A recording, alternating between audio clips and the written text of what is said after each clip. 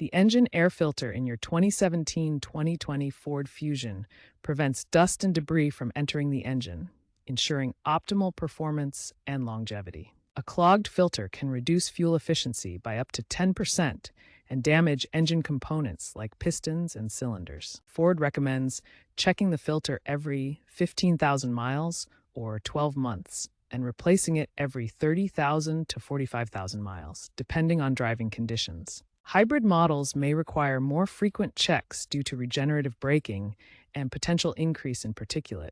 Replacement parts are readily available from Ford dealers, auto parts stores like AutoZone and O'Reilly, and online retailers like Amazon.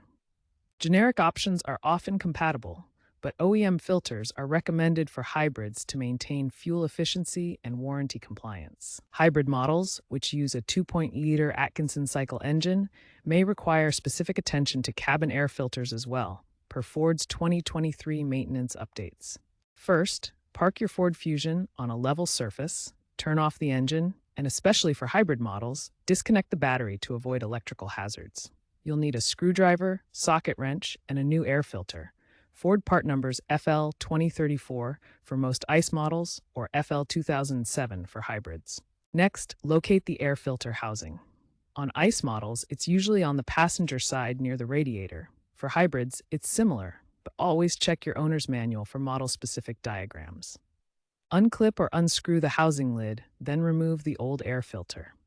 Inspect it for damage like tears or heavy soiling to understand why replacement was needed. Install the new filter, ensuring it's oriented correctly with arrows pointing toward the engine. Clean the housing if needed, and reseal everything tightly to prevent air leaks. Reconnect the battery, start the engine, and check for any unusual noises. Reset maintenance reminders via the infotainment system or an OBD2 scanner. Remember, if you're unsure, consult a professional. Improper installation can lead to reduced power or a check engine light.